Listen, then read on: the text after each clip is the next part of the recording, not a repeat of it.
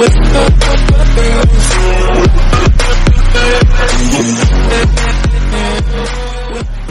Friends, मैं आपका अपना फ्रेंड अजय यादव आज आपके लिए लाया हूँ एक नए वीडियो जिसमें हम समष्टि सुधार के बारे में अध्ययन करेंगे।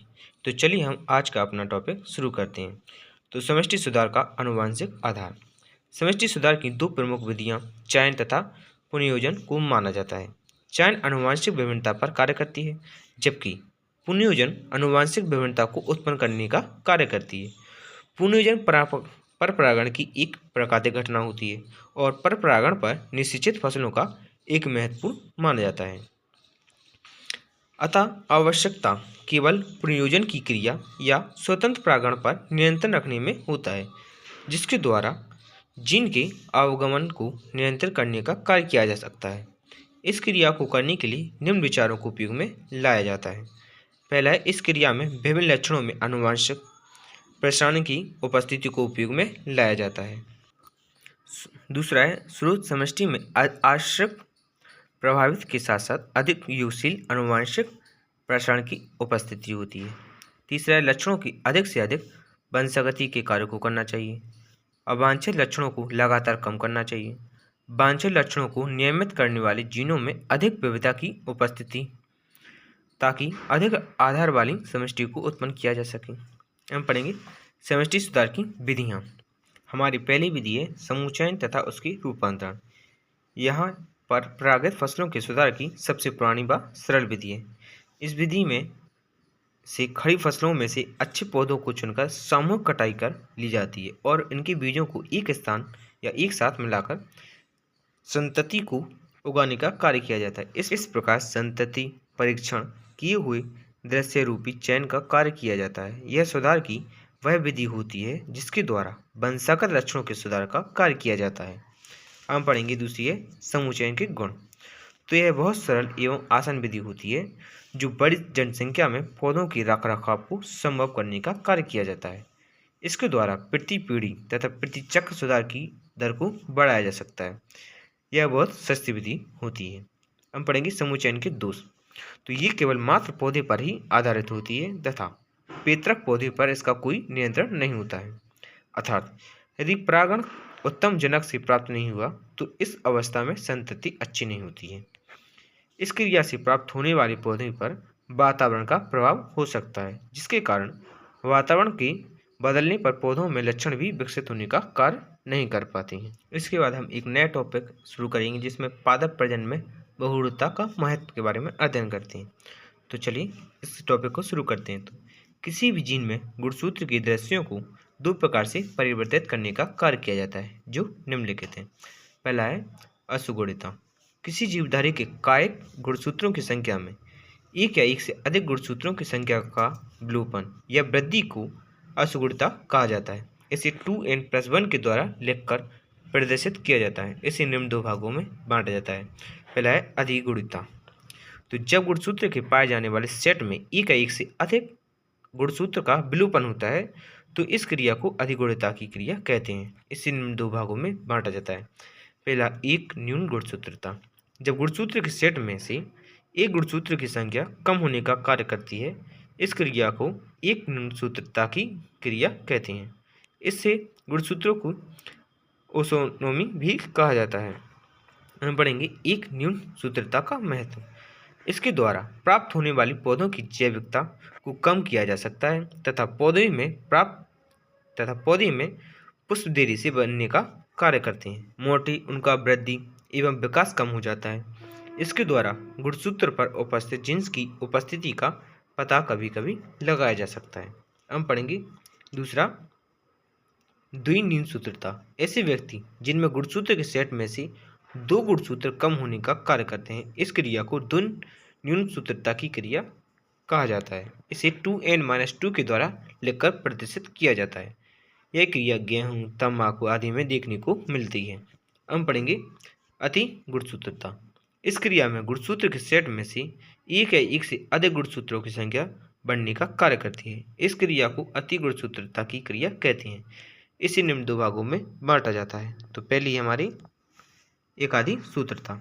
ऐसे व्यक्ति जिनमें एक या एक से अधिक समजात गुणसूत्र उपस्थित होते हैं, इसे एकाधिकता की क्रिया कहते हैं। इसे 2n+1 के द्वारा लिखकर प्रदर्शित किया जाता है। अब पढ़ेंगे द्विअधिकता सूत्रता या टेट्रासोमी। जब गुणसूत्र के सेट में एक से अधिक गुणसूत्र के 4 समजात गुणसूत्र उपस्थित होते हैं, इस क्रिया को द्विअधिसूत्रता की क्रिया कहा जाता है। इसे 2n+2 के द्वारा लिखकर प्रदर्शित करने का कार्य किया जाता है। हम पढ़ेंगे असुगुणता का पादप प्रजनन में उपयोग। तो इसके द्वारा रोग रोधी जातियों के विकास का कार्य किया जा सकता है। इसके द्वारा विशेष लक्षणों को एक जाति से दूसरी जाति में स्थानांतरित करने का कार्य किया जा सकता है। इसके द्वारा संकर बीज के उत्पादन का कार्य किया जा सकता है कि गुणसूत्र पर कौन से या कौन कौन से जीन उपस्थित हैं। ये उत्परिवर्तन, जब किसी जीव का आनुवंशिक लक्षण में अचानक परिवर्तन के कार्य को किया जाता है, तो जीव के आनुवंशिक लक्षणों में परिवर्तन के कारण उसका दृश्य प्रारूप परिवर्तन होने का कार्य करता है। इस क्रिया को उत्परिवर्तन की क्रिया कहते हैं। तो उत्परिवर्तन का इतिहास। जीन उत्परिवर्तन को सबसे पहले इंग्लैंड के किसान सेट राइट ने सन 1791 में अपनी भेड़ के झुंड में देखा था। इन्होंने देखा कि भेड़ के झुंड में एक मेमना छोटी टांगों वाला पाया जाता है, जिसे इन्होंने अलग करके छोटी टांगों वाली भेड़ के विकास का कार्य किया। इसे इयन डेस्कॉन नस्ल की भेड़ कहा जाता है। इसके पश्चात मॉर्गन ने फल संबंधी फल मक्खी पर अपना कार्य प्रारंभ किया और उन्होंने यह पाया कि लाल नेत्र वाली नर मक्खियाँ पाई जाती हैं। इसके पश्चात कई वैज्ञानिकों ने अलग अलग प्रयोगों को करके उत्परिवर्तन के कार्य को किया। उत्परिवर्तन का वर्गीकरण। तो जीन उत्परिवर्तन, जब किसी जीव में पाई जाने वाली जीनी संरचना को परिवर्तित करने का कार्य किया जाता है, तो जीव की आनुवंशिक संरचनाएं परिवर्तित हो जाती हैं, जिसके कारण देहिक लक्षण भी धीरे धीरे परिवर्तित हो जाती हैं और जीव में उत्परिवर्तन की किस्म देखने को मिलती है। हम पढ़ेंगे संरचनात्मक उत्परिवर्तन। जब किसी जीव की रासायनिक संरचना परिवर्तन होने का कार्य करती है, तो इस प्रकार के परिवर्तन को संरचनात्मक उत्परिवर्तन कहा जाता है। हम पढ़ेंगे संख्यात्मक उत्परिवर्तन। जब गुणसूत्रों की संख्या में परिवर्तन का कार्य किया जाता है, तो इसके कारण भी जीव धीरे धीरे परिवर्तित हो जाता है तथा इसके आनुवंशिक लक्षण प्रभावित होने का कार्य करते हैं। इस प्रकार के उत्परिवर्तन को संख्यात्मक उत्परिवर्तन कहा जाता है।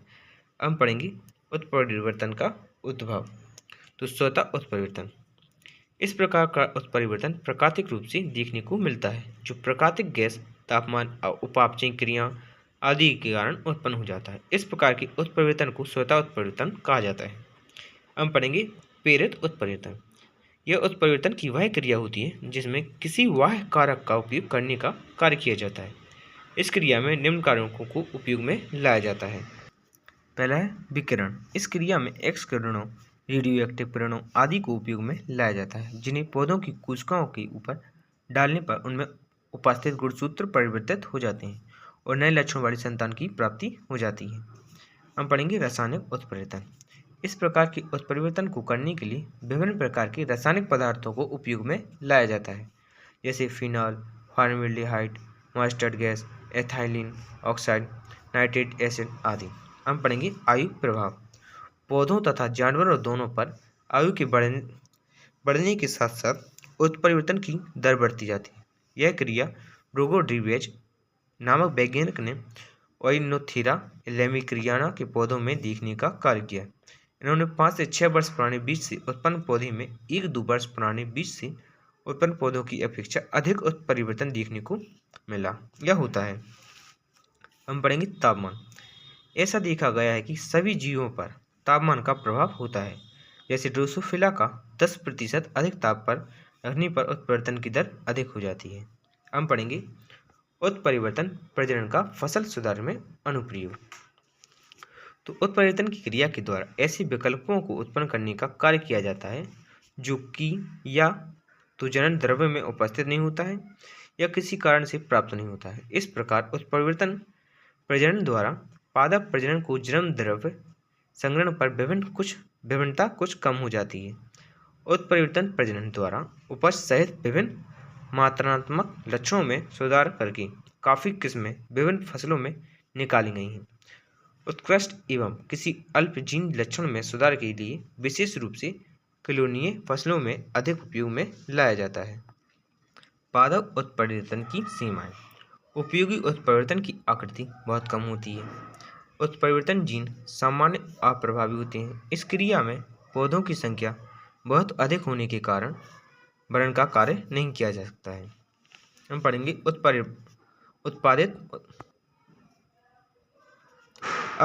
उत्पादित उत्परिवर्तनों का सीधा कृषि में उपयोग। तो भारत में कृत्रिम रूप से उत्परिवर्तन के उपचार द्वारा बहुत सी विशेष किस्मों को निर्माण का कार्य किया जा सकता है।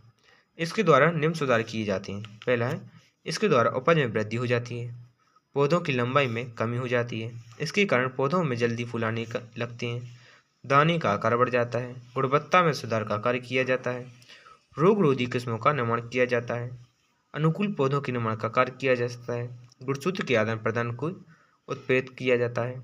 अब पढ़ेंगे डीएनए आकार।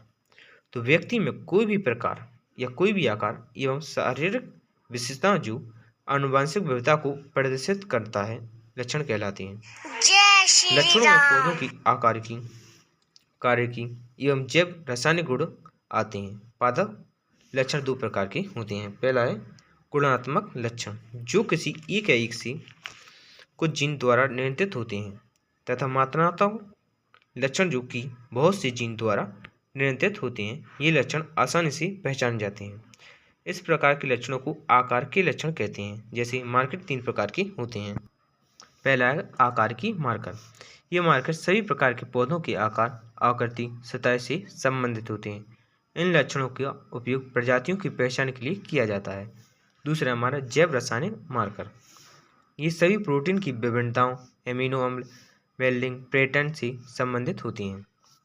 तीसरा हमारा DNA marker. DNA marker registration endo nucleus enzyme के द्वारा उत्पन्न होने वाले विभिन्न टुकड़ों से संबंधित होता है। डीएनए मार्कर को आणविक मार्कर भी कहते हैं। तो आज के लिए इतना ही। हम मिलेंगे अपनी अगली वीडियो में। तो वीडियो को लाइक कीजिए, दोस्तों को शेयर कीजिए और चैनल को सब्सक्राइब कीजिए ताकि हमारा वीडियो सबसे पहले आप तक पहुंच सके। Thank you for watching my video.